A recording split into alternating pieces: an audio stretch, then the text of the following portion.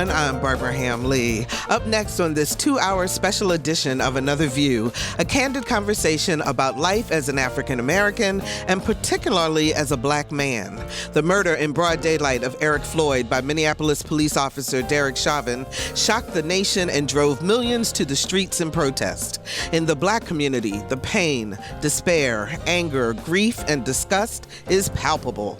And the struggle to find hope and solutions is just that, a struggle. I'm asking you, our audience, to listen for true understanding to the conversation on being black in America. We'll be right back after this news from NPR.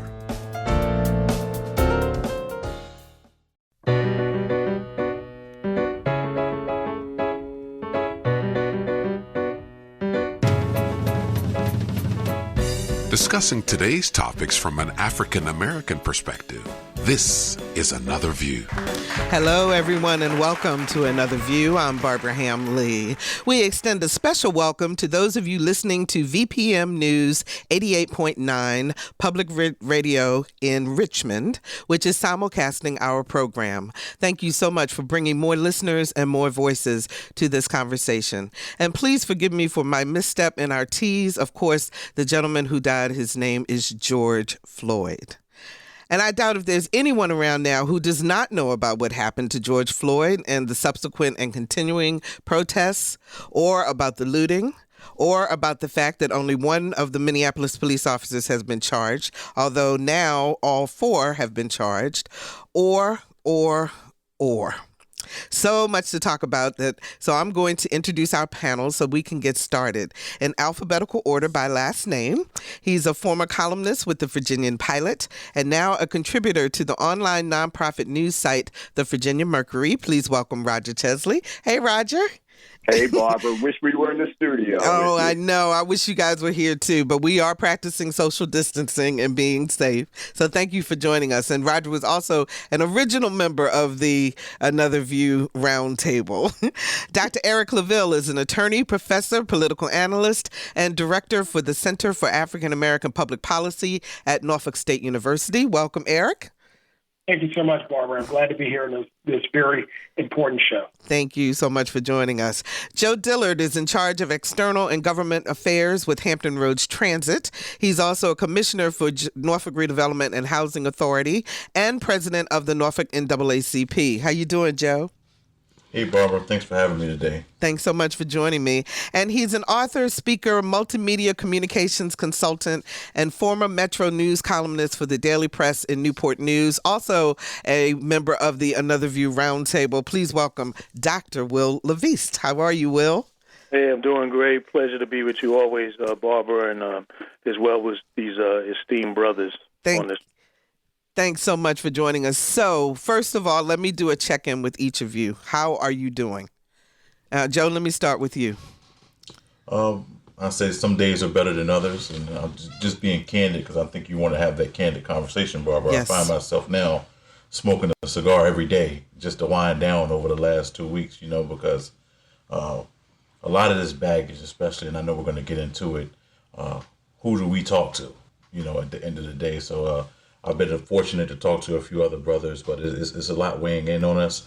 I would like to say that I'm not surprised. I think the rest of America is finally seeing what a lot of us on this phone have been dealing with all our lives, and it's just shocking to see so many people, getting up and speaking on the issue. So I'm faring well, but it's definitely eye-opening. Okay. Will, how are you doing? I would echo what Dillard said. I mean, it's a weight. It's heavy, but ironically, I feel a sense of hope because, as he said, as we know, I've been dealing with this issue every single minute, every single hour and day of my life. I mean, I'm old enough to remember growing up in New York City, Randolph Evans, 1976, shot by police officers. You should go and look that up. That was in my neighborhood. So this is a reality I live with for myself, for my sons, my daughter every day. And so to see that not the demonstrations that's going on around across the country, not the looting, which is not condonable but understandable, but to see that not only in this country, but across the world. People are saying, hold up, wait a minute. That kind of cruelty to a person, to a fellow human being, is unacceptable. Mm-hmm. And so right now, I just feel the weight of the family. I offer my condolences because now they're part of a club, if you will, a fraternity, a sorority that no one would ever want to be part of. But they've got to watch over and over their loved one dying a cruel death. Yeah. And can't even mourn in private. I mean, I've lost my parents. You know, I was able to mourn in private about my parents. They can't even mourn in private concerning their loved one. So I'm feeling a weight for myself. I'm feeling a weight for the family. But I do feel a sense of hope that others who have not been paying attention to this and been dismissive of our pain, you know, are paying attention. And we're seeing this with all people of all different races and colors and across the world. Okay. Roger, how you doing? I've pretty much stopped looking at the evening news because first the coronavirus and now this, it just got a little bit too much for me to take at one point. I was reading so many stories online that sometimes you just have to give yourself a mental break from all this. And one of the things that I've been trying to do is just, where can we gain some hope from all this? Sometimes you think that you'll never see certain things, and then it still happens. I would never think that I would see something videotaped where somebody who was obviously under arrest, had handcuffs on, was not going anywhere, and still police officers stayed on him, both on his back and on his neck, and killed him. And it was the utter senselessness of that, as well as the fact that it was such a minor underlying charge in the first place, that I think it just questions why and how could something this crazy happen. And it's still somewhat unbelievable to me that it did. So. Eric, how are you doing? Yeah, I echo the sentiments of everyone else. It has been, number one, it seems like the album is replaying again and again. You know, when does it stop? It also is heavy because I'm no longer that college student, right? I'm no longer that teenage son who's under the protection of my father. I'm actually a father myself, and I have young boys. And having to have the conversation with them, having to explain to them why this is the case, it takes on an entirely different meaning. Additionally, this is also a moment for white America specifically to take a hard look in the mirror and say, number one, the things that the African American community have been saying for years, we see it. Okay, this incident was filmed almost in its entirety from different angles, and the world saw a man being killed, being murdered throughout the entire process while he begged for his life by a governmental actor who's took an oath to swore to protect and serve the entire community as opposed to terrorize some and serve the other. For anyone who says, oh, well, if he should not have done wrong, you have to ask yourself this question: is that the punishment that someone should meet for that type of wrong, if he actually did wrong? It's also an opportunity for America as a whole to look at themselves and say, listen, where do we go from here? We're at a watershed moment. We're at a moment of the tipping point of the next American Revolution. We're at the tipping point of the next American Civil War. We're at the tipping point of the next great push to write the next chapter of our country. The question becomes, what is that chapter going to be?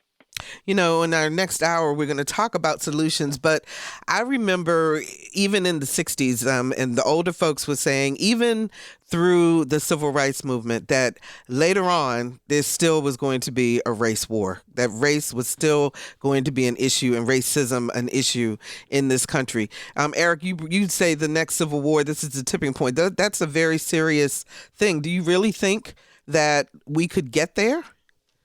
Well, remember, Barbara, when I talked about the election of Donald Trump and I talked about what we would foresee in the next 4 years, I talked about the military buildup in certain parts of the world, bringing on what I believe will be World War III. I think we see the tipping points of that. But I talked about the stock market and the economy correcting itself because it's really built up on false pretenses. So a correction of the stock market. But I also said that this is also socially, we are seeing 1965, 1967 all over again. Economically, we're looking at of course, the time of the Depression, 1929, 1932, right, 1933. But socially, we are 1965 all over again. And I've said that we're headed towards civil unrest across the country. In the past show. So the past several years, I've been saying that this is the tipping point. We're there because of our reluctance as a society to deal with the truth of the matter. As America, we've never dealt with its greatest sin. We never dealt with slavery. We never dealt with the effects of not just slavery, but also the effects of 100 years of segregation and Jim Crow. We never dealt with what the civil rights legislation did not accomplish and all of the public policy and the Nixon administration and other terrible actors that created in order to stop the progress of African Americans. We never dealt with that.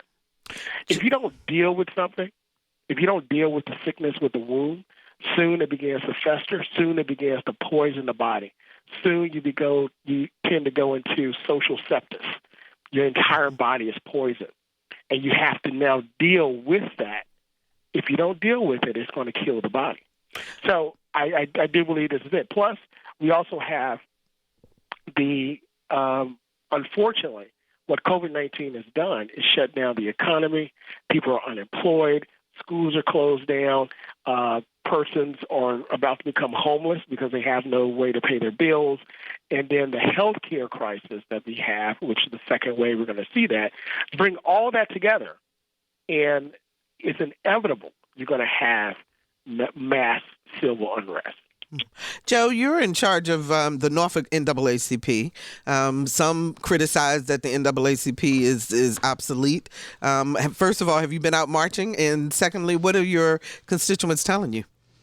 Well, I guess I'll take it in a two-part system. First, I have been out marching, but not as of recently. And that's my whole, I would say, crevice or cornerstone when people ask, like, well, what are you doing? Well, for the last 6 years, I've been a part of protests and marches leading up to what's going on right now. And for the reasons of not going out now, especially in Norfolk with everything going on across the country, I didn't want the NAACP, not me as Joe Dillard, but the organization to have a black eye if something was to go haywire and we're talking about looting and rioting and the finger could have been easily pointed at the NAACP. That's not to say that we're not organizing to do something, which we are on June 20th as far as the protests. But I think us moving forward, Barbara, especially with the NAACP, kind of goes back to what Eric's saying. You asked, is there another civil war? And I know you know Ron Jordan pretty well. Mm-hmm. When you go to Richmond and you have these gun groups, they have already titled the second civil war. It's called the Boogaloo. You can look it up, so they're preparing to do, and I think it's kind of like what Eric's saying. I'm not going to say it's going to happen, but with COVID-19 and everything that's just happened, I think it's put us in a simulator to move a lot quicker to get there than it would have been 2 or 3 years ago. So when you ask about the relevance of the NAACP, if you still have to ask, is the NAACP relevant today in 2020? You have not been watching television. You haven't watched what happened with George Floyd. And I just can't believe it. I think we're more relevant today than we ever been or ever needed to be, because a lot of these situations I was having a conversation yesterday, wouldn't even be possible without cameras and technology today. Just using the woman in New York, Barbara, who came out and said she had her dog. You know, if that happened in 1921 in Tulsa, Oklahoma, our community will be burnt down off of the whim of somebody saying something. So is the NAACP relevant? Yes, more so now than ever. Well, let's put the elephant in the room. This whole idea about looting and the violence that it's accompanied some of the protests. Overwhelmingly, the protests have been positive and have been peaceful, but there have been some disturbances and things that have happened. So put that in context for us, because I know there are people out there thinking, you burned down, stores, you looted stores, and which did happen. But can you talk about why? I think a big reason why is because, it's part of the American DNA, American culture. If you can search online now, so inclined, looting and rioting is as American as apple pie. That's how people react to unrest, to situations of lawlessness when they don't like what's going on. Eric mentioned the Civil War. Well, in the Civil War, when Irishmen, people were being drafted into the Civil War and they didn't want to go, Irishmen and went and rioted in New York and burnt down black communities and killed black people. So when people say the looting and all of that, A, nobody condones it, but B, it's a reaction that's normal when you are voiceless and you feel like you're not being heard. You go after the very thing that the people you are trying to get the attention of value the most, which is property, money. And the third point is that the focus on the looting is a total distraction, and again, a double whammy of being dismissive and throwing further pain on the families who have had to endure this. Somehow with our people, it always seems that when something like this happens, we start looking for other reasons to focus on other than the very thing that happened. The thing that happened was that a person who we hired to serve and protect had his knee on a man's neck, and we watched it on video suck the life out of him. If we can't for a moment pause and say and be righteously angered over that and say that is inhumane, that is wrong, and stay focused on that, that's a problem. That's a problem when someone wants to start focusing on the looting. That's nothing more than a trick bag. Roger, to get away from what the focus is. Roger, go ahead. Yeah, and the thing that I'd like to say, backing up on some of what Will said, was that earlier this week there was several individuals who spoke in a press conference with Governor Northam. One of them was Reverend Kelvin Jones, and he decried the looting, but he said, first of all, let's not forget somebody died from this. And then secondly, he noted that look what happened after the riot.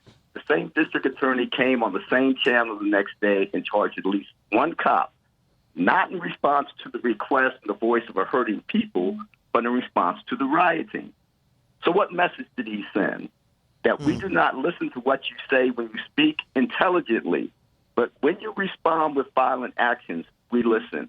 Think of how many other people have been killed at the hands of police in egregious ways. Eric Garner, Laquan McDonald in Chicago, a mentally ill young man who had a knife in his hand but was walking away from police and was shot down dead. There was not the nationwide reaction, the nationwide upheaval on these earlier incidents. And so what happened nationally? Lots of people didn't really care. Lawmakers didn't really respond. We didn't seem to care, most possibly, because there was not the violence, there was not the reaction, there was not the vandalism. That's an indictment of, yes, the people who loot, but it also says something about what gets the attention of the decision makers. Mm-hmm. Eric? And if I may, Barbara, go ahead. Mm-hmm. Roger is absolutely right. Think of what happened with Rodney King. In the Rodney King situation, right? Mm-hmm. We all said, okay, finally, it's on video. This is what we have been saying for generations. It's on video. Okay, we're going to let the system have its opportunity to work because we believe in the system. And it's on video. It's obvious, isn't it? And then what happened? He got acquitted. What happened? He got acquitted. So, and then what ensued afterwards was the riots. Yeah. Because this is so now, because of all of that context and history, and let's add lynching to it during all of that context, people are saying, you know what, we don't trust the system to work. So let's just get the looting part out the way and force the system's hand. Yeah. To Roger's point. Yeah. So now, and it's exactly what happened. Eric, go ahead. You've been trying to get in. Yeah, so this is a very important point to make as it relates to looting, quote-unquote, rioting. This is not germane to African Americans in American history. If you want to look at the first recorded mass resistance, you have to look at the first American colonists who were over-policed by British soldiers, by Mother England, who were treated as second-class citizens, who were overtaxed, didn't have their voices weren't heard because they had lacked representation, but they were being taxed, which means they were being used up from the tea tax to the Stamp Act. All of this culminated in not only the Boston Massacre, but what we know today as the Boston Tea Party. You have individuals that went on property that belonged to private businesses sanctioned by the government, England, transporting tea. They went on there. Of course, they dressed up like Native Americans to blame them, but that's another issue.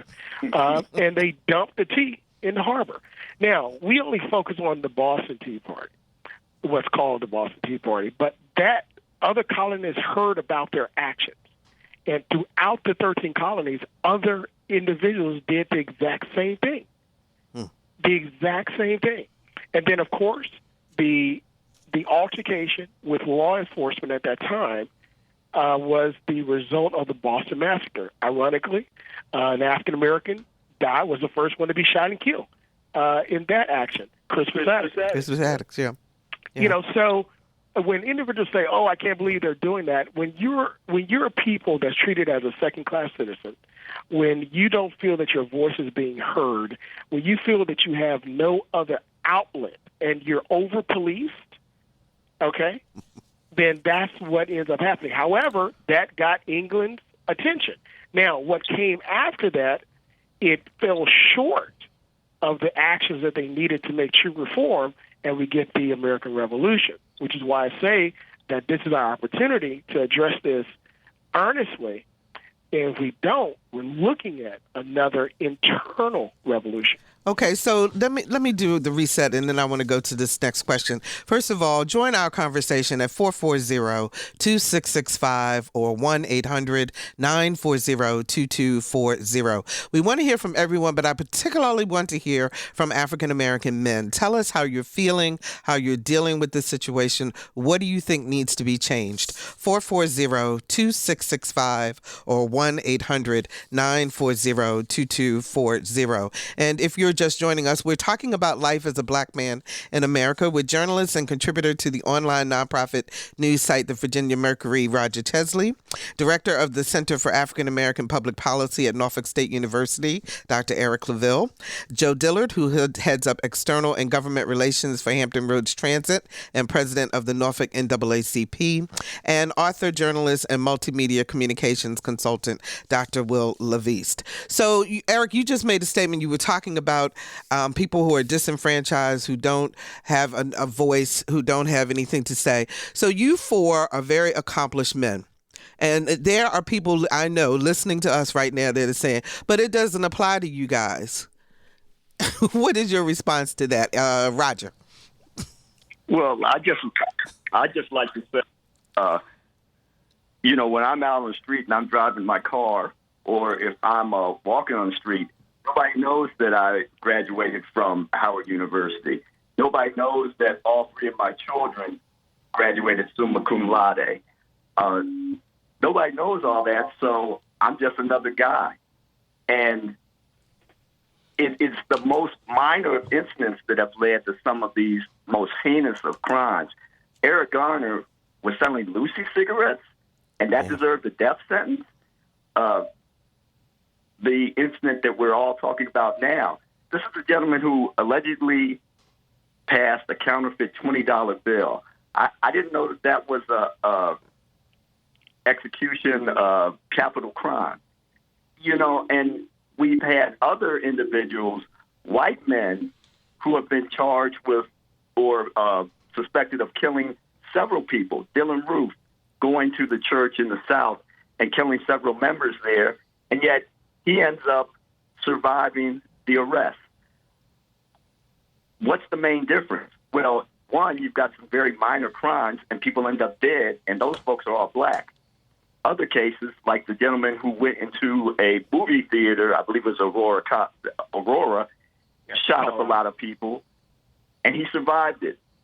Now, maybe folks are paranoid, but just because you're paranoid doesn't mean that you're crazy.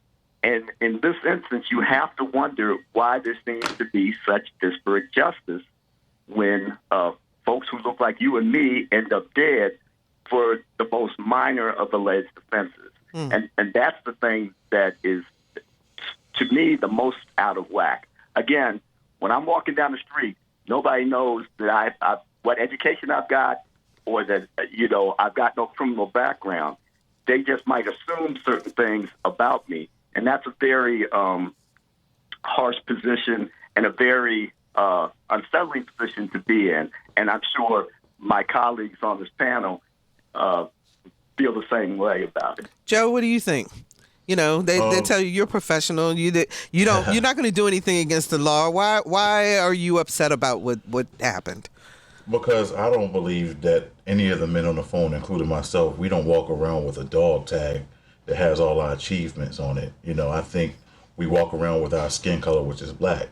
So if you believe that it doesn't apply to me, if Dr. Claville, Roger, Will, any of us go into a public housing community, I'm willing to bet it all that we have the same, not just biases, but same type of situations that can cause us harm. I get in my car, my license plate doesn't say president of the NAACP, Barbara Ham. It doesn't do any of that. So I hear you, but just because I have this shirt and tie on, it doesn't separate us. It might make it even more dangerous for some of us. And I was talking to an elected official yesterday about that. If you become a leader, it's not like it's some glorified position where you made it in this mecca. I'm pretty sure Roger could tell you when he was writing for the pilot that he got more hate mail when he was writing for the pilot than him being who he is today. He's shaking his head, leaders, yes. These leaders that we have, I'm the president of the NAACP. I have African Americans, I have white people telling me now that I'm not who I am. I'm not a leader, right? And making these threats. So if you say, it doesn't apply to you, it probably applies even more because you're under this microscope where people feel like they can talk to you any type of way. And just as African Americans feel like, okay, you're not one of them, it is counterproductive when those that can be threatening to us feel the same way. You think you're better than who you are. So the situation can spiral pretty much out of control. And I just hope that those listening that are African Americans, I think I can speak for all of us. We're no different than you all. Just because you see a suit means nothing. I can go into the public housing communities tomorrow, Barbara, and I had the same type of fears, and I'll be profiled the same type of way as anybody else. Will, what do you think? Well, I echo what's been said. I mean, I think about the fact that Officer Derek Chauvin, who was the one that was first arrested for savagely putting his knee on George Floyd's neck, unless it comes out in the case that he knew George Floyd, which is possible. They said they were security guards at the same club. Mm-hmm. Unless it comes out that he knew him, there's no way that he could have known what George Floyd's income was. So when all of us see that, we think about that. How did he know what his economic station or education was? When, Mr. Aubrey was running in Georgia. How do you know whether he was a college student at Lincoln University, my alma mater, or at Morehouse, or whatever the case, or at Howard? And isn't the point also that it shouldn't matter? Yeah, because exactly. you're a person. Right, the brother in Texas. So I jog, right? The brother in Texas, who the police officer came into his apartment and blasted him thinking it was her own apartment, right? I've got an apartment, right? I got a place where I live, Central Park Amy. With the dog, Mr. Cooper is telling her to put your dog on a leash.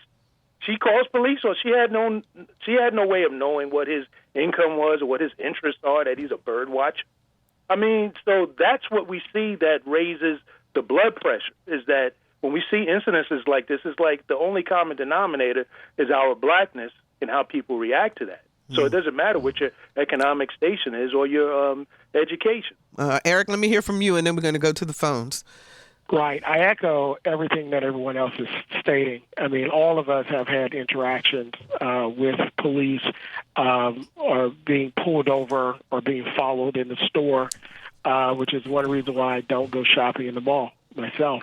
I go to specific stores that I like to spend my money, and people appreciate me, not just my money, that we have relationships with. So because of that, it's incumbent upon all of us to put ourselves around people and spend our money in businesses that appreciate us and just not just our dollars. But also, I want to mention that even when, as an accomplished African American, or you become a part of these organizations that were elusive at one time, right? How you're treated in those organizations is also an indication that we haven't gone as far as we've gone. At some point it becomes. Be specific, Eric. Let them know. Be specific. Tell them what you're talking about. Right. So tokenism, right? You're the black face to say, "Oh, we're not racist," till we let a black person in or a black family. Now, a lot of my organizations outside of traditional African American organizations, we are almost the only African Americans in those organizations, but I'm very specific on why I'm there, my involvement, and I'm very happy to be a part of those organizations that happen to have me. But for the most part, a lot of organizations, there is tokenism. Now, lastly, I just want to say one very quick thing, very quick thing, is that as African American fathers, we have sons and we have daughters. We're leaving the women out, but which also face discrimination as well and scrutiny. Breonna Taylor and others, Sandra Bland. But as African American fathers, our young boys, we also are conscious of the interactions that they have, and when they're by themselves, when they're driving and you're not in the car with them, because we know that they're first going to be judged by the color of their skin and not the content of their character in every single situation that they're in. Roger, you wanted to say something before we go to the phone? Yeah, I'll just do this quick before we get to the phone calls. And there's this notion that, well, you're successful and you're doing well, so what's the problem? Well, not everybody has some of the education that we have, has some of the income that we have, has some of the choices to live where we choose to live instead of being pretty much confined to certain areas of particular communities. So I'm in union with those folks, and I want everybody to get a fair shake who looks like me and who doesn't look like me, regardless of how much money they make, regardless of whether they have doctor in front of their names like Eric or like Will. And, we have to be about the business of respecting everybody who is a human being on this planet. It just seems that some people who look brown and black usually get the short end of the stick. And, we should all be concerned about that. 440-2665 or 1-800-940-2240. Sharice joins us from Norfolk. Hi, Sharice. You're on the air. Hi, Miss Ham. Thank you very, yes, That is your last name, right? It's Ham Lee. That's okay. Go ahead. Ham Lee. I'm sorry. That's okay. Miss Ham Lee. Okay, that's why I was a little confused. Anyway, ma'am, thank you very much for taking my call. And as full disclosure, I am considered, my birth certificate says that I'm Caucasian, although my great-grandfather was full-blooded Cherokee Indian. And I had a conversation because I was so disturbed by what I saw happen to Mr. Floyd, because I have seen it happen in this area as a defense attorney for a long time. And to individuals like Mr. Floyd, the difficulty is always proof. And out of frustration, I called my African-American friend, or she might refer to herself as Black, and she made a very good point. And she, or like Sharice, we got to get to the point because we got a lot of calls. Yes, ma'am. Anyway, she made a very good point.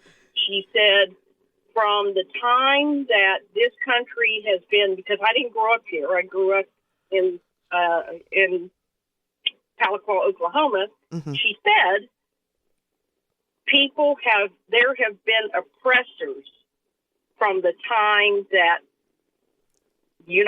America was ever landed upon by other than the indigenous people and the oppressors who brought people in crowded ships and shackles to this country. And I would like to know, how do we get people who are not of color to understand, not just in their minds, but in their hearts, what is happening? Okay, Sharice, I'm going to let the panel answer your question, and thanks so much for the call. So she wants to know, and I've had a lot of my white friends call me and say, what do I do? And so, guys, what do we do? What do they do? Yeah. Will, let's start with you. Let me start with Will. Well, one of the things I've talked about on your show before, Barbara, because, we've revisited these kinds of things before over the years, is we need to have organized anti-racism education as part of the schools. It should be part of our public school system education process, where we're dealing honestly with dismantling racism, understanding the true history of this country, and taking it seriously, as seriously as they want students to learn algebra. Like, why, are you going to need that on a daily basis in your life? We have our priorities a little bit screwed up when it comes to that. And but we have to seriously begin there, because you can't legislate people's hearts, but you can begin to educate and help people to understand what is going on and what the true country is. So that's one thing that we absolutely should do as a nation. Eric, I think you were trying to jump in too. Sure. And I agree with Will. It begins with education. Keep in mind that our country, more specifically the Daughters of the Confederacy, systematically worked in order to keep out the gruesome, terrible history of white Americans oppressing African Americans and Native Americans. You don't see it in the history books. We have to include it so that America as a whole, especially white America, can learn all of their history. All of that history includes some very terrible things. It includes the lynchings that took place, where we talked about strange fruit hanging from a tree. Well, we have now those strange fruit that are falling from the tree that are pinned down to the ground. And think about this. What can you do to change in the hearts of people? Well, first of all, it begins with education and understanding and saying, this is true. But secondly, keep in mind that this is something that's ingrained.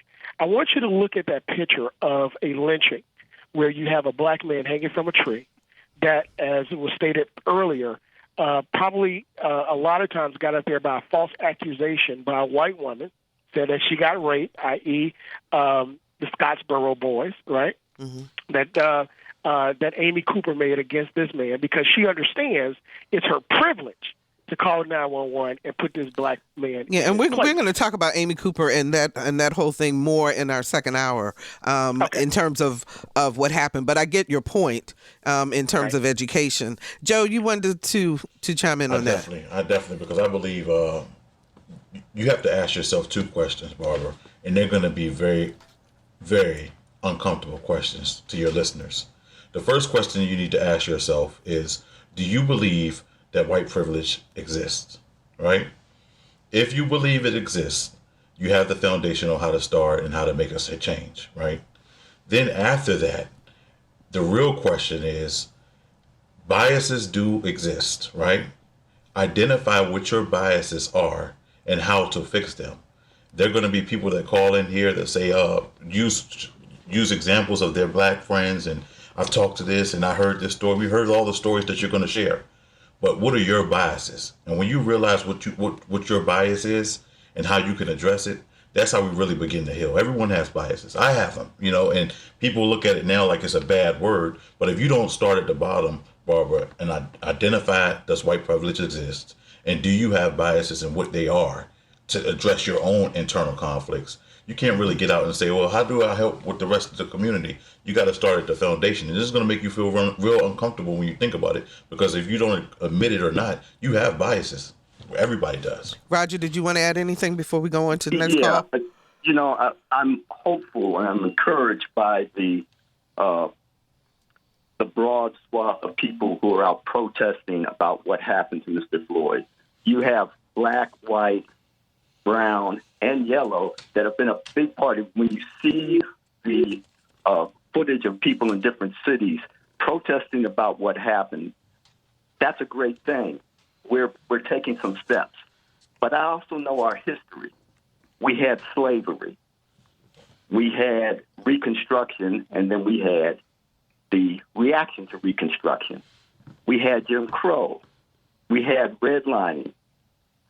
I am, I guess, pessimistic about how far we've actually gone, because when you saw a tool that was used to try to give people of color, black people, a chance to get ahead, affirmative action, almost as soon as it came into being, it was denigrated. It was people who got ahead by it always were under a cloud of the opportunities they were given, even though beforehand they wouldn't have gotten that chance to even get jobs or get supervisory positions. So we know this country's history, and we're ever mindful of how hard it is for progress for certain people in this country. Okay, let's talk to David in Richmond. Hi, David. You're on the air. Hi, thanks for taking my call. How are you guys doing today? Okay. Good. So I'm actually a public school, middle school history teacher, and I'm really happy that everyone has been touching on the need for changing education. My long-term goal in education is to become involved in education reform, and one of the things that I've been pushing for is changing the standards of learning required curriculum towards U.S. history, particularly in framing it in a more inclusive narrative, because when you teach seventh graders about Reconstruction and the late Civil War, you get a very short amount of time to discuss it, and you really can't dive into the actual stories of them given what we're required to teach for the SOLs and for staying on track with that. So I wanted to call and ask if there has been any momentum in educational reform to address the iniquities that are embedded in American history that just aren't taught. A lot of kids don't ever even get approached by these ideas until college, and I firmly believe that changing that at such a young age is very, very important for reorganizing the structure of our society. Okay, David, thanks so much for the call. Eric, you want to respond? Yes. There has been a commission set up by the governor. And I want to say something about what the governor has done since he's been in office. The governor has done more for African Americans and equality and inequities, which is important. There's a difference between inequities and equalities as it relates to our history, economics, and moving forward. But there has been a commission set up in order to address those standards of learning and also to include that history. Our dean of our College of Liberal Arts, Dr. Cassandra Newby-Alexander, is a part of that commission. And in addition to that, the governor also created a commission to do a deep dive into Virginia law to erase all discriminatory language. That was headed up and co-chaired by Andy Block, a law professor at University of Virginia, and also a law professor at University of Richmond as well. That report, and you can look it up online, yielded some deeply disturbing evidence of systematic discrimination and to disadvantage African Americans from the onset. Okay, and what it's going to take for individuals to understand and put that in the history books, that's a huge battle because history books across the nation, because there was a concerted effort by the Daughters of the Confederacy in order not to teach that. And how many white parents really want their kids listening to the atrocities that their people perpetuated upon other people of color to give them an unfair advantage amongst all against all other individuals in the country? That's a reckoning. You have to have a change of heart to do that. Mm-hmm. But here in Virginia, the governor has done that. And actually, WHRO and our producer for Another View, Lisa Godley, is writing and producing videos that will be used across the state to teach African-American history. So that is a step forward. I want to ask you guys a question, though. So, you know, we as a people, African Americans as a people, have always been very accommodating, and we try to look the other way. We try to be inclusive. We try to get everybody to say, you know, that we want to be a part of the greater community and so forth. So we use this term people of color because we're talking about things that happen to Black people. But society expands it out to people of color because they want to be more inclusive, or maybe it's because it's too uncomfortable to face specifically what's happening to Black people. Is there a difference in many instances, considering police brutality, considering microaggressions and so forth, that is different in the Black community from other minority communities? Not to take away from other minority communities, but is there a difference to what's happening to our people? Joe? Yes, it is. In a greater disproportionate manner than anything, I believe. And I want to use a simple example because I know everyone wants to weigh in, Barbara. You take 5 cars, you put a Black man in one, you put an Asian in another, Hispanic in another, a Native American. Let's do 4 cars. Mm-hmm. The African American is twice as likely to be pulled over by any other person of color. You know, 4 or 5 times. I see Eric, it's 4 or 5 times likely, even though it's 10 times more likely that you'll be pulled over compared to a Caucasian.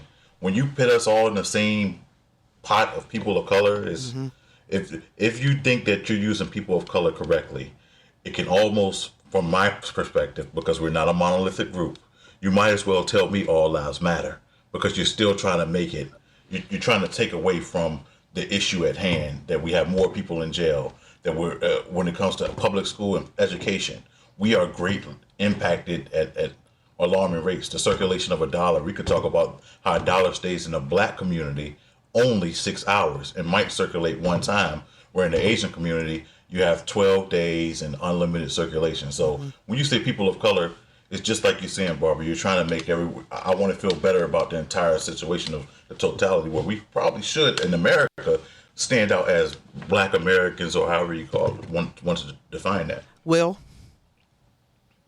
I agree. I mean, I think, you know, again, when I mentioned about history and about anti-racism education, which is different than just history education. That's systematically undoing the stereotypes and thoughts that we have about one group of people being superior to all others. And so, but when you understand history, you know that Black people used to be called people of color. We used to call colored people.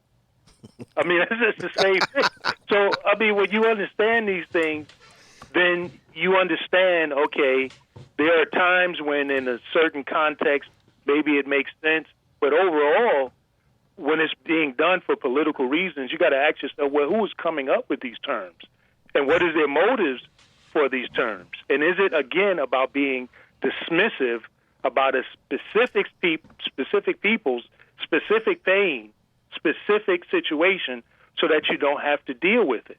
Mm-hmm. And I think, again, if we get to dealing honestly about this country and undoing racism, we will find ways to address each of the different groups, each of the different things that have happened, each of the different solutions that need to be applied. We rarely talk about the situation with our indigenous brothers and sisters, and how they were systematically re-educated and educated out of their own culture.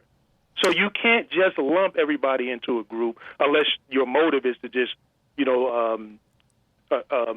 make it so that it doesn't really matter. We don't have to really deal with any of this stuff. Okay, I want to try to get, I believe this is Jeffrey Blount, who is on the phone from Washington, D.C., who was a guest on Another View. He's the author of The Emancipation of Evan Walls. Hi, Jeffrey, you're on the air.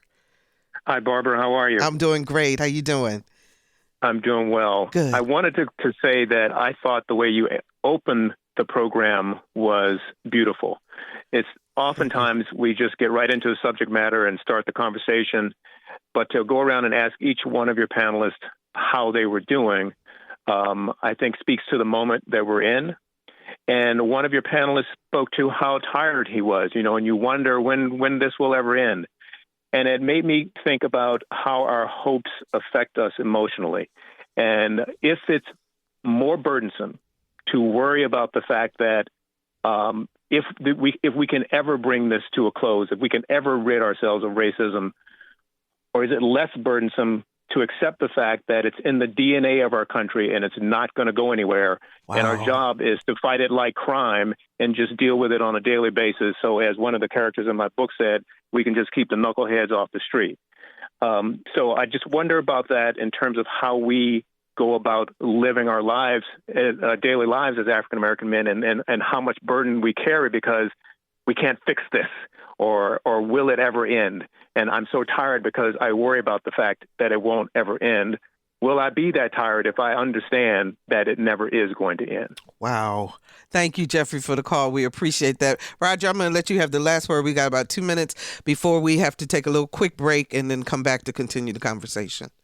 The main thing for me is I don't know whether racism will ever end, prejudice will ever end in this country.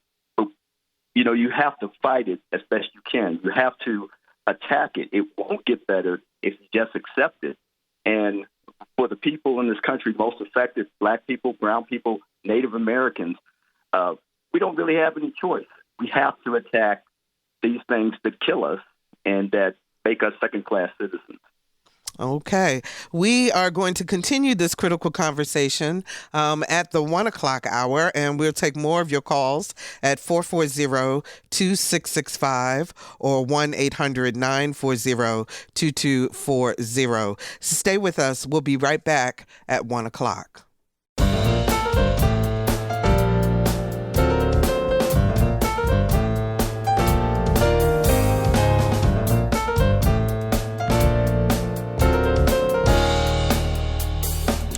Hello, everyone, and welcome to Hour 2 of our conversation on being a Black man in America.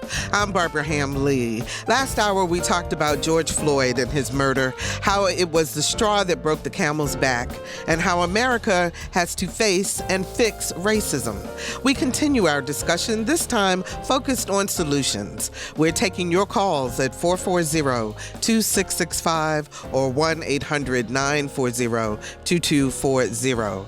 Our panelists this hour tackle the question, what is it about Black people that makes whites so afraid? It's an uncomfortable but necessary conversation. We'll be right back after this news from NPR.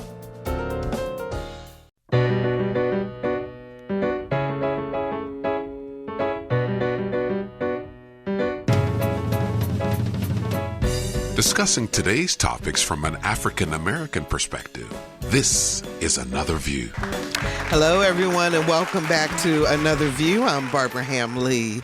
Hopefully you were with us last hour as we discussed the civil unrest in light of the murder of George Floyd and how his death has forced a racial reckoning in this country. This hour, we want to focus on solutions. What has to change if we never want this to happen again in our country? I want to extend a very special hello to those of you who are listening to us on VPM News 88.9, public radio in the Richmond area, which is simulcasting our program. We thank you for bringing more listeners and more voices to this conversation. Let me reintroduce our panelists. He's the former columnist for the Virginian Pilot and now a contributor to the online nonprofit news site, the Virginia Mercury. Please welcome Roger Chesley. Hey, Roger. Hey, Again. Barbara, glad to be with you for the second hour. Thank you so much for staying with us. Dr. Eric Claville is an attorney, professor, political analyst, and director for the Center of African American Public Policy at Norfolk State University. Thank you, Eric, for hanging with us. Thank you so much. Glad to be here on this very important day. Okay, Joe Dillard is in charge of external and government affairs with Hampton Roads Transit, a commissioner for the Norfolk Redevelopment and Housing Authority, and president of the Norfolk NAACP. Hello, Joe. How are you? Hey, Barbara. Thank you for having me this second hour. I never really commit to anything this long, but this is an important topic. Well, I really appreciate you committing. Thank you. And he's an author, speaker, multimedia communications consultant, and former Metro News columnist for the Daily Press and Newport News, Dr. Wil LaVeist. Hello, Dr. LaVeist. How are you? I'm doing well, Barbara. Good. Appreciate it. So I have something I want you all to listen to, and then I want you to respond on the other side. I dare you. Ask yourself, I'm asking you to. When did my baby become a threat to you? When I cried. When I started to crawl. When I started to speak. When I started to run. When I started to dream. When I laughed for joy. When I played with my toy gun. When I learned to read. When my jeans were too baggy. When I wore a hoodie. When I drove a car. When I left the library late from studying. When I protect my family. When you need jail cells filled. When I'm less than perfect. When I went for a run. When I went to the store. When I fought for your country. When I held my arms and my hands high. When I finally earned my degree. When I loved with my heart and soul. When I sat enjoying my coffee. When I go for a job interview. When the dictation of my speech was not like yours. When white women become uncomfortable. When I protested the injustice of the cage you built. When I wear a mask to protect you and myself. When I raise my voice. When I move too fast. When I breathe. When did my baby become a threat to you? When I was born. When did black men in particular, black people in general, become such a threat to this society? Eric. Well, Barbara, that's a very good question. And unless you understand history and public policy and social dynamics, you really can't answer it. But during the time of slavery, when African slaves were brought here, and the men were, placed in chains, and of course the women also, they began to grow in strength. They began to grow in number. And that seemed like a threat to the white establishment and also the narrative to white women, right? So you now create this fear, this unfounded fear that we have to protect our white society and our white women from these black men, and of course, whatever derogatory terms are learned and utilized during that time period. So from that premise, we start now policing black men, and not just the police, but private white citizens find it upon themselves without any thought to any repercussions that they are the defenders of their community and their white women. We saw it with Aubrey, who was shot and killed by 3 white citizens. We saw the man in St. Louis who was delivering furniture in a gated community to a person in the gated community who was stopped by a white male asking him where he was and how he got in there. We see the white woman that stopped the black man from coming into his own apartment complex because she didn't believe he belonged there. She wanted to see his ID. We see it with the black business entrepreneurs who were stopped by a white businessman in the same building who all needed code to get in, asking them, are you supposed to be here? We see it with Amy Cooper in New York City Park that says, how dare you?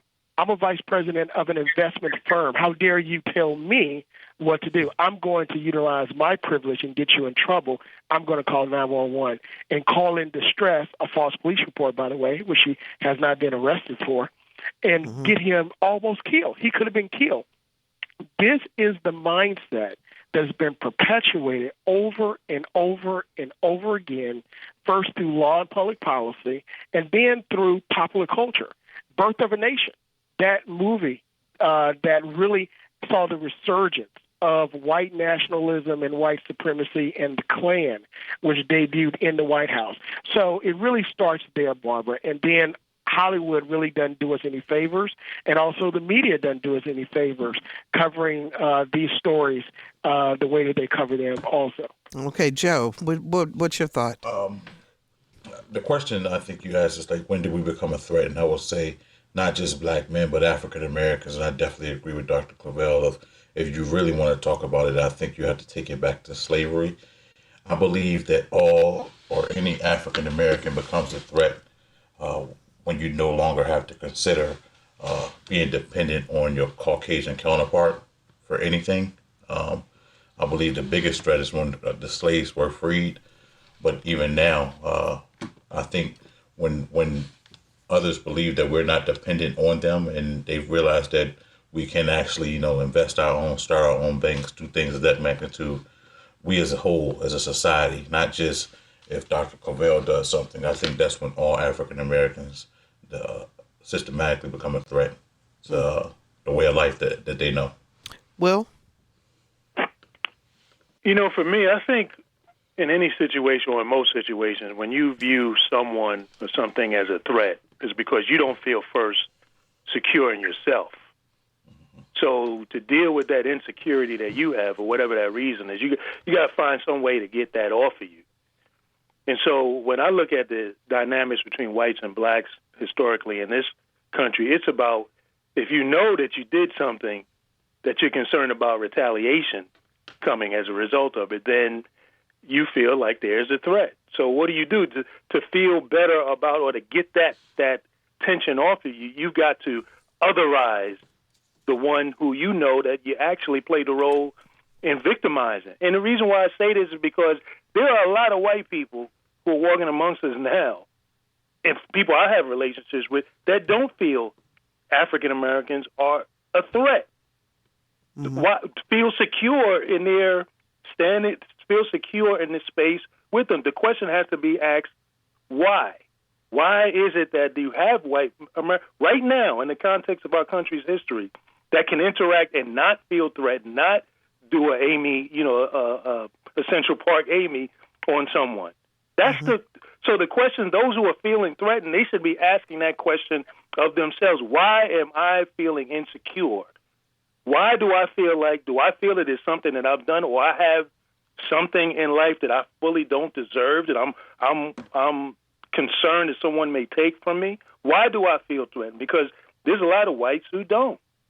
We have some tape of what happened in Central Park with Amy Cooper. Can we play that? There is an African-American man. I am in Central Park. He is recording me and threatening myself and my dog.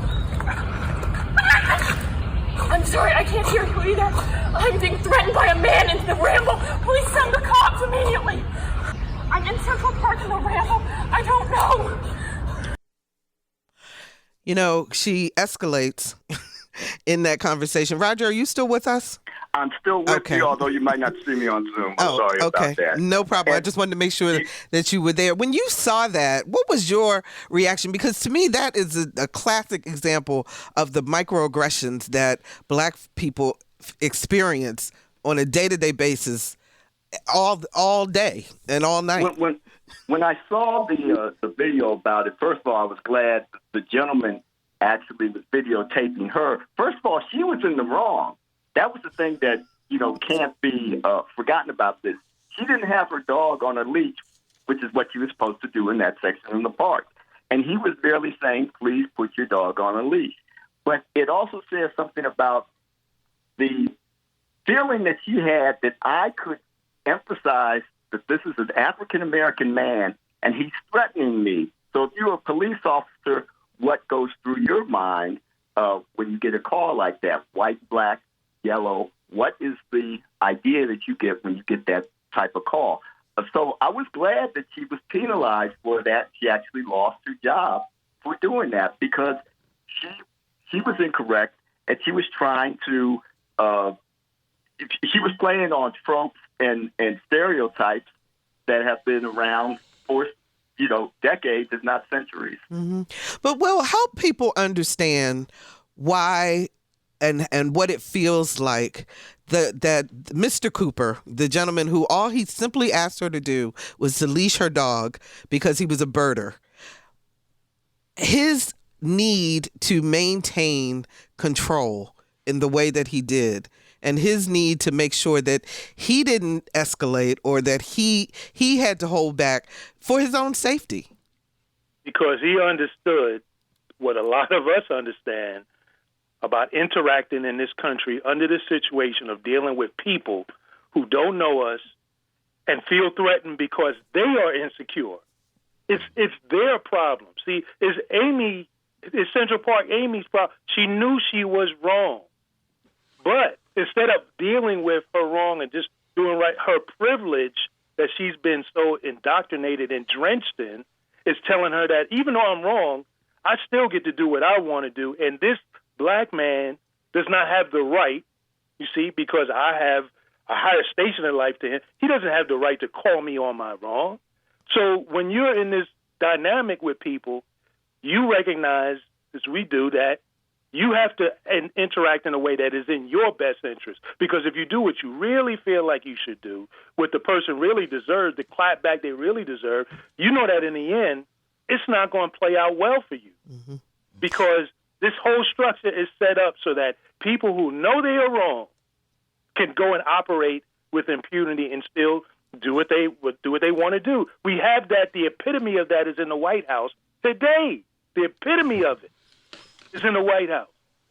You know he's wrong, but he's not going to ever acknowledge any of those wrongs and put it off on anybody else, and that's where the threat. So now you get to say, well, I did it because I felt threatened.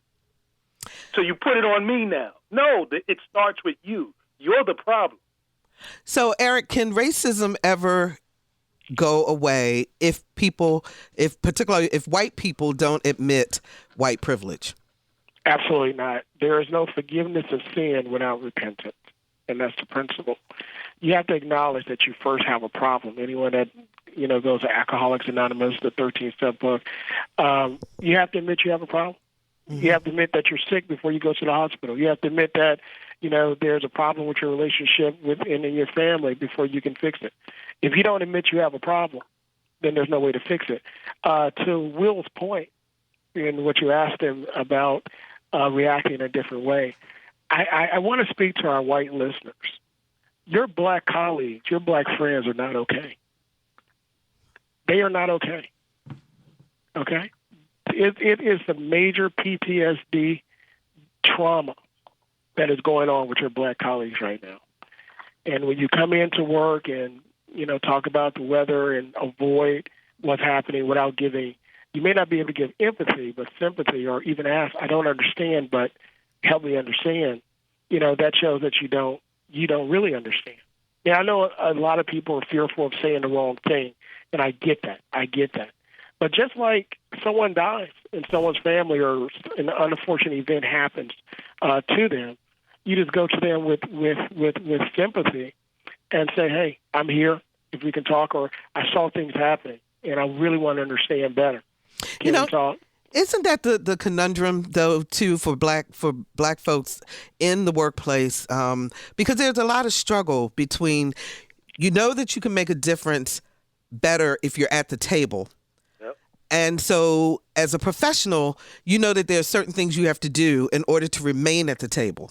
Yep. But at the same time, you are feeling what the rest of your community is feeling. You are a black person feeling what is going on. That PTSD, as you describe it, Eric. Joe, I'd love to hear your take on this, and then I'll come back to you, Will. How do you deal with that? It's walking a fine line. I could say, of course, with COVID going on, and I know Dr. Claville over at Norfolk State, it's a weird time that we're in, right, Barbara? Because you have a lot of telework going on. Mm-hmm. So we have, since this situation has happened and these racial disparities have come to light, we have yet to return back to normal work days. So I think one of my first times in the office was sometime this week, and I kind of stand conflicted because I really don't know if I want my white counterparts to come up to me and talk about it and say like, oh, you know, I never looked at it from your point of view, etc. Because at the moment I'm still angry, you know, like how Eric's saying, I'm not okay. I'm not okay, right? Internally, of course, NAACP going on years. I'm not okay, and I'm not okay to the point where I really don't want it. I don't want sympathy. I don't want to hear you being a sympathizer. Come to me with your solution. What are you, now that your eyes are open and you see that there is a problem, what are you going to do about it? So I just want to, and this is how we're not a monolithic group. Some people might want, some African Americans might want to hear from their white co-patrons or co-partners in the workforce and hear from them in that regard of letting them know that you're there for them. And some of them might be like me, where I really don't want to hear that you understand. I want to hear how you're going to try to change it. Like, do you have biases? And if you're not willing to get into that conversation, it'll be better if you just don't bring it up to me at the time, you know? So that goes back to us saying how everyone is different, you know? Because some people, I know people don't feel the way I feel about it, but there are some that do. Roger?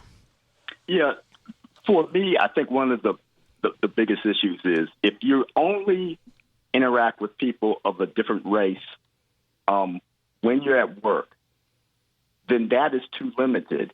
If you only know people in a very superficial and broad way, but not individual relationships with people of different colors, different religions, different socioeconomic classes, then you're really never going to understand because you only have a superficial or a very surface type of relationship with them. That's why it's important to know as many people as possible and people who don't necessarily think like you on everything. And for many Black people, we have to know people who are white. We have to know how to deal with them, how to interact with them, how to stay safe from them in certain situations. The same is not necessarily true the other way around. And so it behooves white people, if they're serious, and if they really want to make a change, for them to understand the challenges, the difficulties that Black people face in this country. I'm not so sure that a lot of people really want to. Maybe you're too absorbed in the things that you have to deal with, that's too much for you. But the only way we get to some type of change in this country is if there is that realization that you got to make recognition and realization that you have to make some change. Okay. Will, we're going to take you, and then our phone lines are lit up, so we want to get to our phones. Yeah, I'll be real brief. Sure. I agree with what Roger said, and I would add that people who are secure in themselves and in their culture don't walk around feeling threatened by other people that are outside of their culture, outside of their sphere. And I really don't buy this notion that white people are so afraid of Black people. I think that that's just an excuse to maintain the status quo. Because, and here's why. How do you explain gentrification? If white people are so afraid to be around Black people, how do you explain gentrifying neighborhoods going into what is the hood? And you see folks jogging around in the hood. How do you explain that? They're not afraid. They're not afraid. They just operate on their privilege because they know, like Central Park Amy, hey, if something happens, I'll call the police, and the police to do my bidding. So you're not really afraid. It's really an excuse, and it's a lie because you're insecure because you know that you're wrong. Those white folks that we interact with, that we have good relationships, they don't operate like that, and there are plenty of them out there who are secure in themselves and treat others like human beings. If you're just joining us, we're talking about solutions to systemic racism in America with journalist and contributor to the online nonprofit news site, the Virginia Mercury, Roger Chesley, director of the Center for African American Public Policy at Norfolk State University, Dr. Eric Claville, Joe Dillard, who heads up external and government relations for Hampton Roads Transit and is president of the Norfolk NAACP, and author, journalist, and multimedia communications consultant, Dr. Wil LaVeist. 440-2665 or 1-800-940-2240 are the numbers to call to join our conversation. Our phone lines are lit up, but keep calling, because as one caller hangs up, the line will open up. Let's talk to Earl in Virginia Beach. Hi, Earl. You're on the air. Yes, it's a pleasure to be listening to this program, Barbara. I try to listen to it Thank as you. often as I can. But let me say, your panel is spot on several of the things that they stated. And me, as I would say, I'm a retired naval officer, black man, did good in the civilian part as well. But like one of your panels said, we're not a monolithic group. But I will say this, in order for us to make a change, we do have to force this conversation, make sure that people are speaking about it. And black folks, if we don't have white friends, we need to get them, because we need to force them to talk about it. White folks, if they don't have black friends, they need to get it. And the churches, the various groups that we belong to, we have to force people to talk about it, because what it is, it's easy for folks to try to avoid the conversation because they're not comfortable. But we all got to get out of our comfort zone and speak to the issue. And thank you. Thank you, Earl, for the call. We appreciate that. Anybody want to respond to Earl before I go on to the next call? I just want to thank him for his comment, because it kind of reflected to me of, in my mindset, I'm thinking that I don't want to have the conversation, but hearing Earl and say why I should try to force that conversation does wonders in my whole mindset of thinking this thing through. Okay. Let's talk to Vernon in Newport News. Hi, Vernon. You're on the air. Hi. How y'all doing today? Okay. We received political and educational rights, civil rights, but we haven't received economic rights. Economics is the crux of the matter, because we know that money talks and we know what walks. So what we have to do is figure out how we establish some kind of institutions, or either we have to set up some kind of community investment bank that's controlled by us. We need to be, I guess, wealth or money transferred due to the ravages of slavery, Reconstruction, Jim Crow, segregation. All those things are what set us back economically. But if we had more economic base, then we could establish maybe more things and programs in our communities to help our communities. Let's train kids to install solar panels. Maybe we could teach former drug dealers how to do that. We could do community gardens. We could set up solar reservations in different communities to create resilience in the community. But I see it as economics. Okay. You have to come up with economics. All right. Let me let the panel respond, Vernon. Thanks so much for the call. We appreciate it. Eric, go ahead. The caller's response is spot on. We live in a capitalist country, which is also a capitalist world economy, and economics speaks louder than anything. As a matter of fact, Bob Johnson put out an article saying it's time for reparations. This conversation has been gaining more and more momentum for about a decade and a half now. But economically, African Americans have been purposefully disadvantaged, because if I control my own economics and you have to come to me for a job, then that means you have to respect me at a level to where, number one, I hire you. Number two, I keep you on, I promote you, and you depend upon me for money in order to feed your family. For white America, that's very hard to do and very hard to imagine because this has been their country set up for them from the inception. And anything that tries to come against that privilege of ownership of economics, yeah, I'll let you play basketball for me. Yeah, I'll let you come on my baseball team. Yeah, I'll let you entertain me. Yeah, I'll even let you date some of my women as long as we don't show that on television. But I'm not going to treat you as equal as if you're a white man. So it is the economics of it, and that's the psychology of it. That's the psychology. If we see an interracial relationship, which according to the U.S. Census, the majority of interracial relationships of African Americans is a black man and a white woman. Just look at sports, okay? Mm-hmm. Most of those guys' wives are white, but you never see them because it upsets the psyche of America. And that's why now you see a lot of promotion of black women and white men on television because that's accepted more. Okay? So, again, you have to understand what you see and what you hear has to do with keeping a status quo as status quo. All right, let's hang on to this economic conversation for just a minute with Thomas from Chesapeake. Hi, Thomas. You're on the air. Hi, Barbara. How you doing? Okay. Hi, guest. The guest and the caller before me just stole my thunder. I was going to talk about reparations because we can talk about apologies. We can talk about policies as far as political policies and things of that nature. But until you talk about the economics of how to really gain freedom, and like the gentleman just said, in a capitalistic society, you're just talking because money is the thing that they value.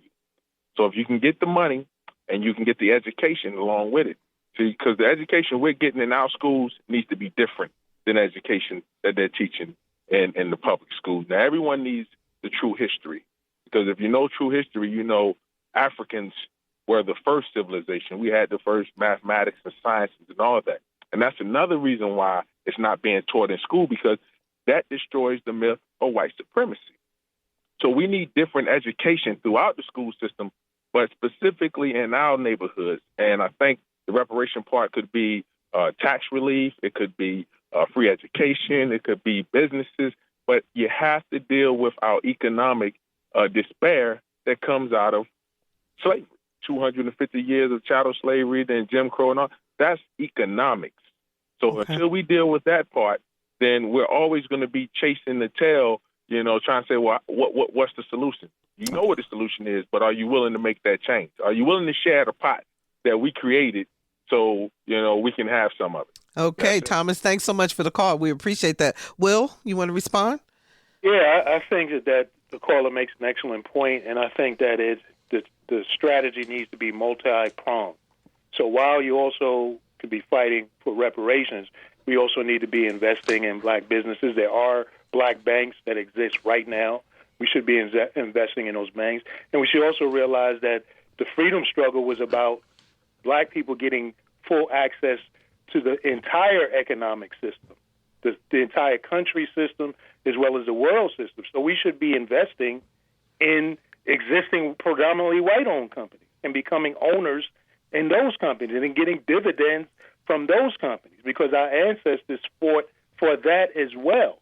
So it's not this or that, or only get businesses in our own communities, but it needs to be a multi-pronged approach because reparations, there's a lot that has to go into.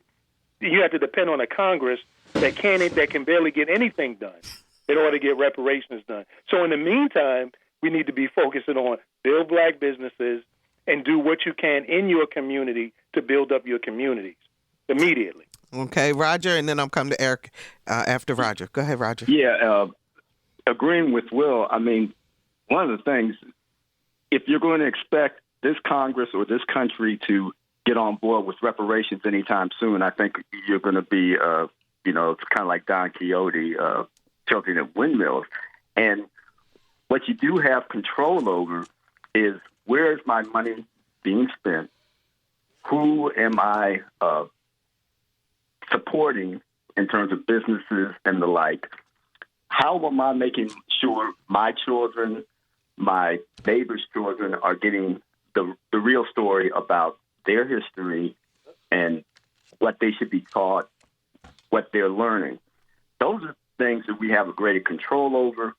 And, you know, if people are going to treat you bad, you shouldn't be spending money in their businesses or supporting them. Those are the things I think that realistically we can do today and could have a greater impact. Okay, Eric, you get the last word on this before we take our next call. Go ahead. Sure, very quickly. I agree with Will. This is a world economy. So we should be investing in those world economy, import, export, especially doing business with the largest growing area of business worldwide, which is on the continent of Africa. Okay, and then also reparations. It just isn't money. It's just not a check. It's also fairness in hiring. When you have a mostly white administration in a mostly black public school system, where everyone is under 50 years old in those positions of influence and principals of schools, that's a fairness of hiring policy. When you have individuals who are excellent, showing excellence and doing excellence in general contracting, but they can't even compete for a contract for general contracting in our cities because there's a good old boys network that pushes them out and they kick it out for a study in another state when they know what the problem is. That's a problem. That's where reparations is needed. And again, it boils down to economics. And historically, listeners, this has happened before. Tulsa, Oklahoma, in Greenwood, Oklahoma, the division, there were successful African-American businesses, and that area was more prosperous than most areas of white communities in Tulsa, Oklahoma, except the most well-to-do. Because of the anger and resentment of African-American upward mobility economically, they stated that a white woman got raped there, which was not true. And the vigilantes, white vigilantes, went to that area of town and murdered. It's called the Tulsa, Oklahoma Massacre, 1921, May 31st. They massacred over 300 people, black people, buried them in a mass grave, and intimidated everyone not to talk about it. They buried it in the books. It's not even in most history books. Again, this is modern-day massacre because of the resentment that I can't give you what I have because if not, then I would see an inadequacy in myself. And finally, J. Edgar Hoover stated that the most serious threat to internal security in the United States was a Black Panther Party movement. At the core of it was economics and self-reliance. Economics and self-reliance. So think about that. That was in a 1969 memo by the former head of the FBI. Joe, you said you wanted to add something? I definitely would just add my quick comment because I thank you, Thomas, for calling. And I think he was talking about the Nubians and the reparations and the first Africans. And I want to just echo what Dr. Will had said. It's a multifaceted, different approaches. You have to do what you can while you can. So if you're asking for reparations, what else could you do? And I wanted to definitely highlight, I know you know, Barbara, the mayor of our city, Norfolk, just created a commission, the Mayor's Commission on Social Equity and Economic Opportunity.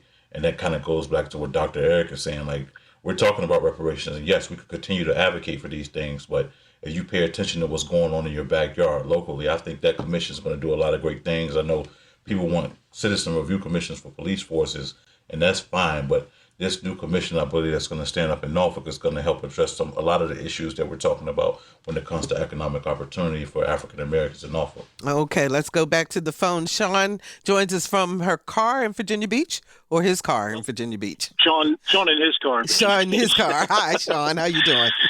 I'm doing well. Thank you for the program. Thank you. What I wanted to speak about was I'm a white male in my 50s, and my grandfather was very racist. And I don't know how they did it, but my father and mother broke that cycle and did not raise us that way. I'm very fortunate. Mm-hmm. And as a result, I'm able to carry on to my children what I was taught. One of my best friends is a African American male. He and I went to high school, played in bands together, and my kids, just knew him as Uncle Mike, and just like the rest of their uncles and their white uncles. And I don't know how it's done and how we can do it, but I think we have to break that cycle, and as white people, Okay. that I think will be that's the future for us to hopefully get along and make this country, and get the country going again. Actually, Sean, you bring up a very good point and a question that I wanted to ask the round table anyway. So who do you believe is responsible for fixing, and I'm asking the round table this, who do you think is responsible for fixing racism in this country? Is it up to African Americans? Is it white people? Is it all of us? Who's responsible for making this change? Start like with Sean. you, Will. Go ahead. People like Sean. Go ahead, Will. People like Sean. People like Sean that understand the dynamics, see the privilege, see how people are disadvantaged, were not raised that way. He has a personal connection to it. He can sit down with his white brothers and sisters who see otherwise and say, no, here's the deal. Here's my experience. And whenever he's confronted with it, with that kind of ignorance, that he will clap back at it immediately.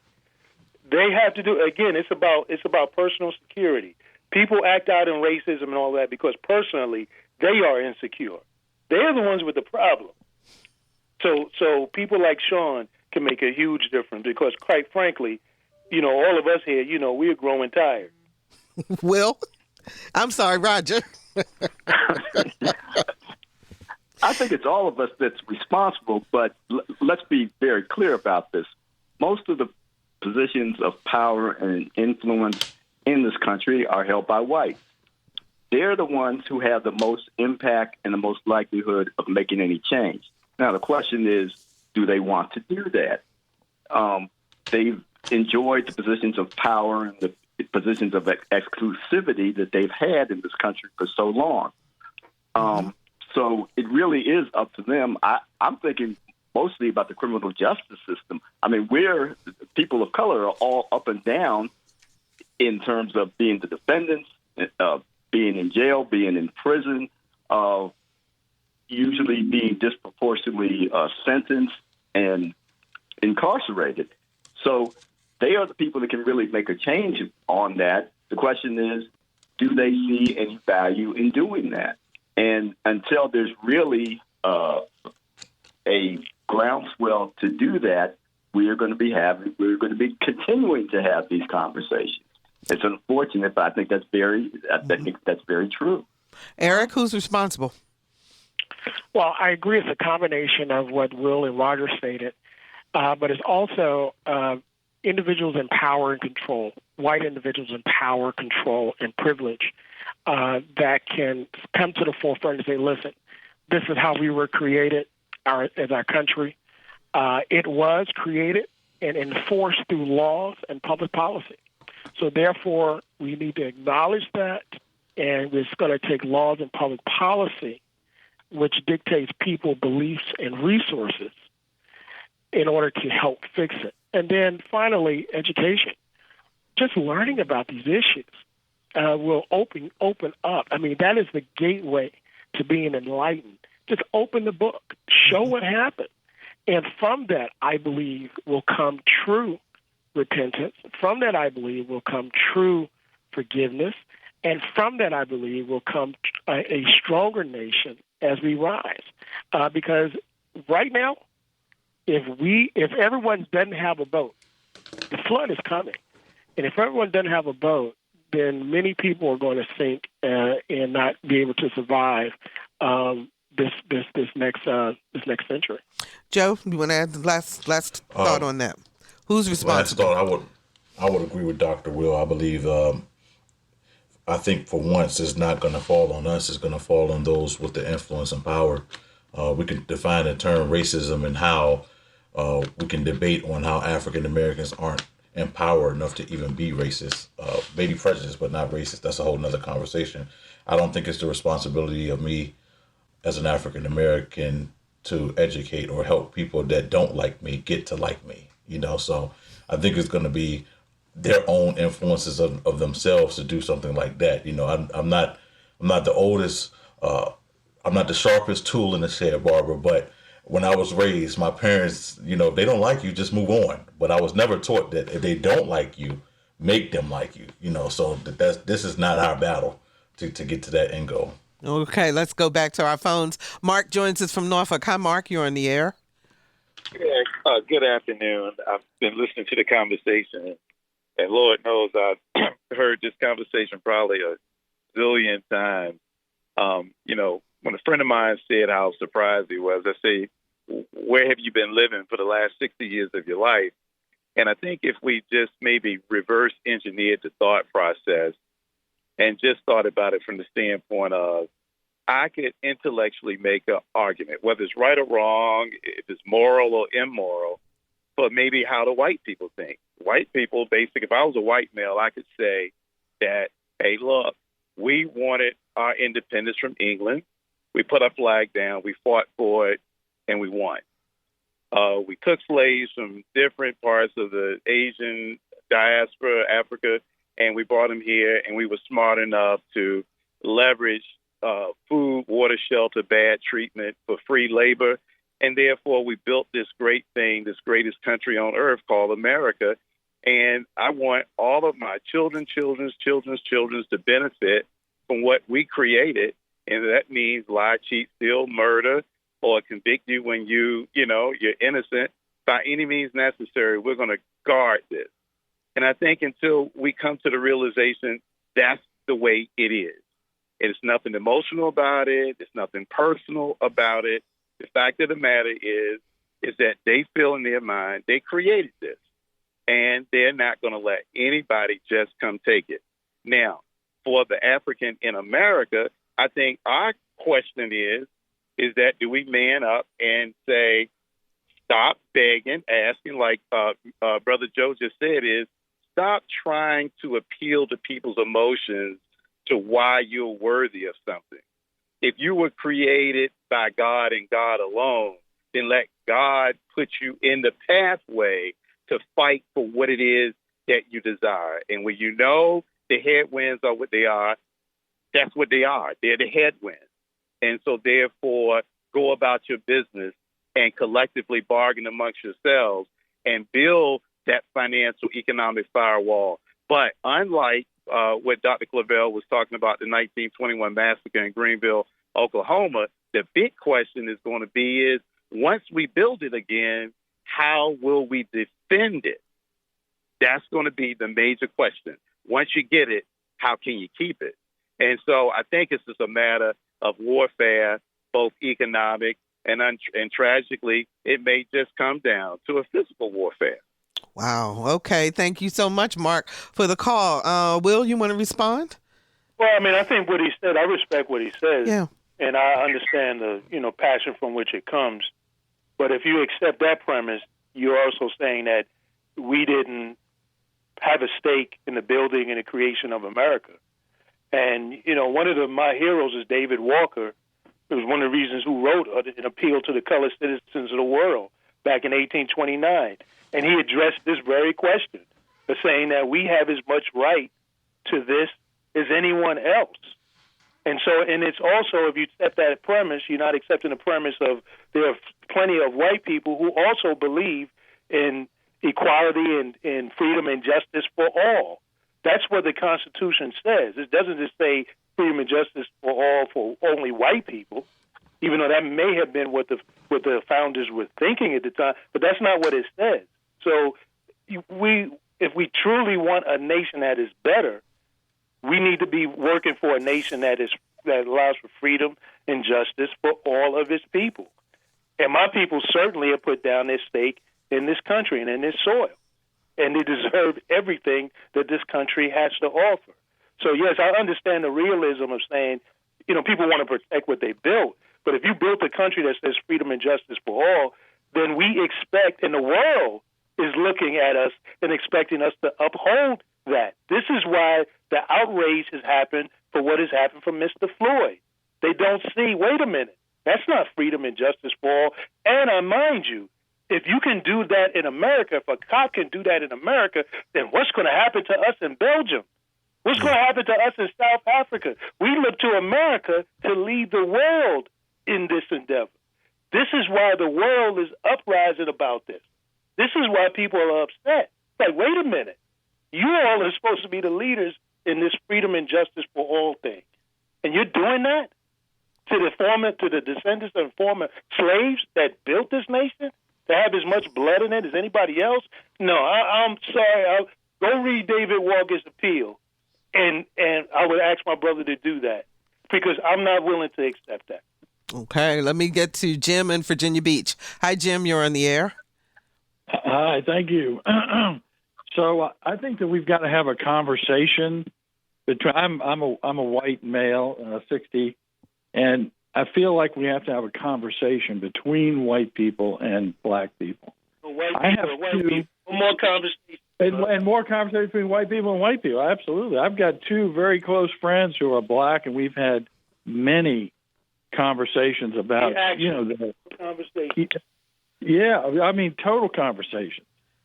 And I think, if we leave things in the political milieu and we try to get things done, get the government to do things, I'm not sure that that's useful or even possible for us to get to a place where we can see each other equally.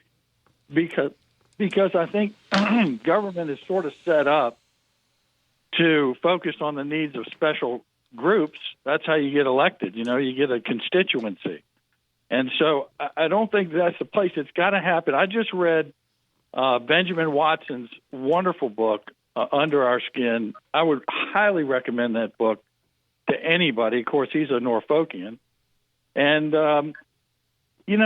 I think he explains it very well in there. Okay, Jim, let me get the panel to respond because we're almost out of time. And so I apologize for cutting you off, but I do want to give them an opportunity to respond to you. Eric, I saw you shaking your head when he mentioned the book. Well, not just the book, but I believe that the caller is very good-natured and well-natured in stating that we should have a complete conversation. But I think it falls on deaf ears because in the African-American community, we've been talking from day one. But I think that the white community have been ignored. And I think that these past conversations that we've been saying that we need to have, that we've had, just has to come back to the forefront. And I think having a conversation together to find out how do we move forward together is very important. But we've been having these conversations. We've been screaming from the rooftops. And but I think that we can move forward and see how we can go forward together. Joe? And I had maybe like a 20-second tidbit, Barbara. Okay. I definitely agree with Eric and what he's saying. And I would just like to leave with a piece of advice. And it's not just for Jim. And it's free knowledge for everyone. If you're a Caucasian male or female, please stop saying that you have this black friend. Like I have two close black friends. I have one black close friend. I have friends that I don't ever say that I have three white friends. And even if you're not perceived to be, a racist or someone that has a bias, you need to recognize in the coming weeks, stop saying I have two. I have two close friends that are African Americans. My best friend is African American. We're just, us as a society will look at each other and we will nod in agreement, and you're already 10 steps behind. So if I can leave them with anything today, do not say that you have a number of African American friends or black friends. My closest friend was my best man at my wedding and he is black. Do not do it. Well, no matter how you feel, you can't do it. To add to what you're saying, Joe, because my other pet peeve is you're not like those other black people. That's what I'm told over and over and over again. And it is the most offensive thing, Roger. And I don't think they mean to be offensive, but it is offensive to say that. Roger. Yeah, one of the things I think we have to be very clear on is there's a lot of self-interest going on. And if you're running businesses, corporations, the government, you don't want to give that up no matter what color you are. So there is sort of a changing of hearts that has to take place so that people realize it is all in our best interest for everybody to be treated equally, equitably, and to move this country forward. And unless that happens, I think you're going to see continued explosions like what's going on right now, because there's a people that feel that they've always been have a knee on their neck. And that is what we're dealing with in a very real sense in this country. Will, you get the last 30 seconds. Hey, Barbara, I would just like to encourage you in the work that you're doing. I mean, you know that I've been with you from the very beginning. Yeah. I know the passion by which you were trying to create another view. You and Lisa, to begin with, you were on TV, went to radio, you're on Thursday now.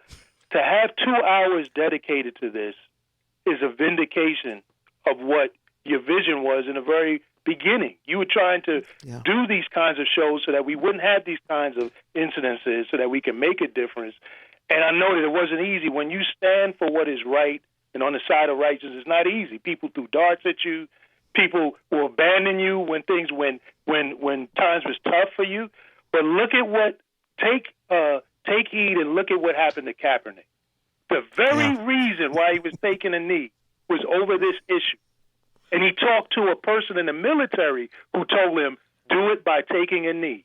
Now look at the images of the police officers taking a knee.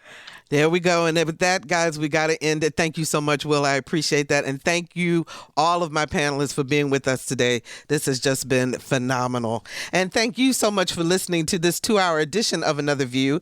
If you missed the first hour or you want to listen again for greater understanding, please visit our website, anotherviewradio.org, and download the podcast. And be sure to sign up for our eView newsletter. It's a once-a-week reminder of upcoming shows. Next week on Another View, theologian Dr. Antipas Harris with his new book, Is Christianity the White Man's Religion? Food for Thought in These Turbulent Times. A special shout out to the Another View team and everyone at WHRO who help us put this broadcast together. I could not do it without our producer, Lisa Godley, audio engineer Todd Washburn, and Dr. Barry Graham, who answered all of your calls. I'm Barbara Ham Lee. Please, everyone, stay safe, stay focused, stay encouraged, because each day it will get a little bit better. Please join us again next Thursday at noon for Another View.